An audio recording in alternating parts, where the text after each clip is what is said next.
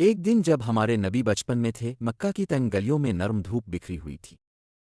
فضا میں عجیب سا سکون تھا، مگر اس معصوم دل میں بھوک کی ہلکی سی کسک موجود تھی۔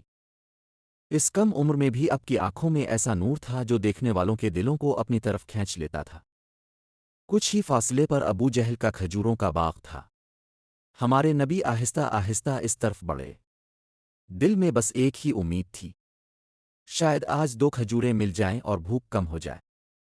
آپ نے ادب سے سلام کیا اور نرم آواز میں فرمایا، چچا جان، مجھے بہت بھوک لگی ہے، کیا آپ مجھے 2 کھجوریں دے دیں گے؟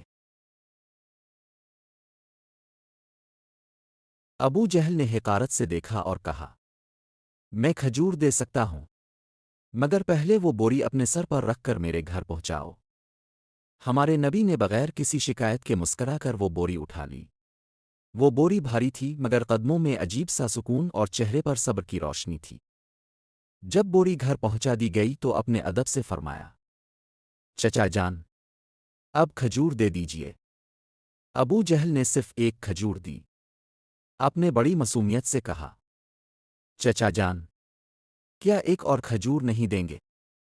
یہ سن کر اس کے غرور کو آگ لگ گئی، اور اس نے اچانک ایک زوردار تھپڑ ہمارے نبی کے چہرے پر مار دیا۔ اس لمحے جیسے فضا خاموش ہو گئی، ہوا رک گئی، پہاڑ ساکت ہو گئے۔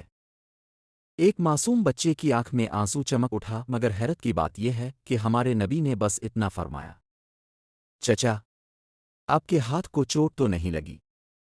سبحان اللہ! خود تکلیف برداشت کی، مگر فکر اس شخص کی جس نے ظلم کیا تھا۔ اسی وقت جب کھجوروں کی بوری کھولی گئی تو سب حیران رہ گئے۔ ساری کھجوریں پتھروں میں بدل چکی تھیں۔